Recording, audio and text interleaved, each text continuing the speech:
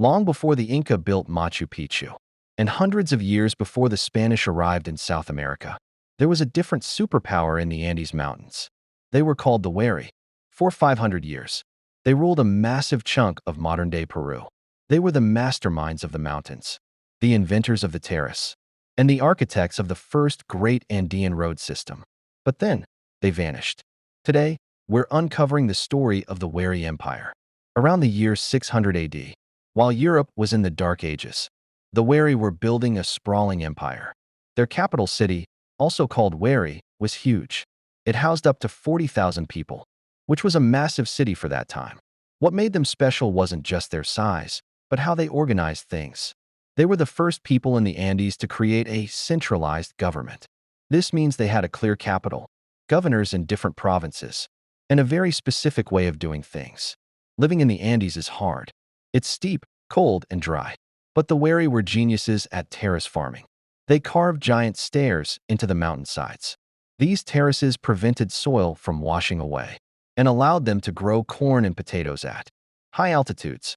This technology was so successful that it allowed them to feed a massive population and an even bigger army. To keep their empire connected, they built thousands of miles of roads. If that sounds familiar, it's because the Inca eventually took those same roads and expanded them. The Wari didn't have a written alphabet like we do. Instead, they used something called a quipu. These were colorful, knotted strings. By changing the color, the type of knot, and the length of the string, they could record data, like how many potatoes were in a warehouse, or how many soldiers were in a town. It was like an ancient, portable hard drive made of wool. You could always tell when you were in Wari territory because of their art. They loved bright colors and geometric shapes. One of their most famous symbols was the staff god, a powerful figure holding two staffs. They were also famous for their D-shaped temples. Wherever the Wari conquered, they built these specific temples to show everyone that the Wari gods were now in charge. By the year 1000 AD, the Wari Empire began to fall apart. Why? Most historians believe it was a perfect storm. A massive, long-lasting drought hit the Andes, making it impossible to grow enough food. At the same time, internal fighting likely broke out between different provinces. They didn't leave behind books to tell us their side of the story. They simply left their cities and faded into the mountain mist.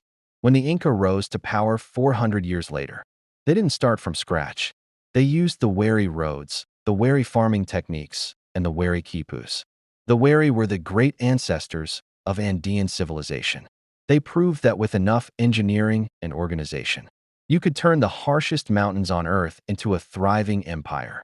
Do you think the Inca would have been as successful without the Wari? Let us know in the comments. Thanks for watching, and don't forget to subscribe for more hidden history.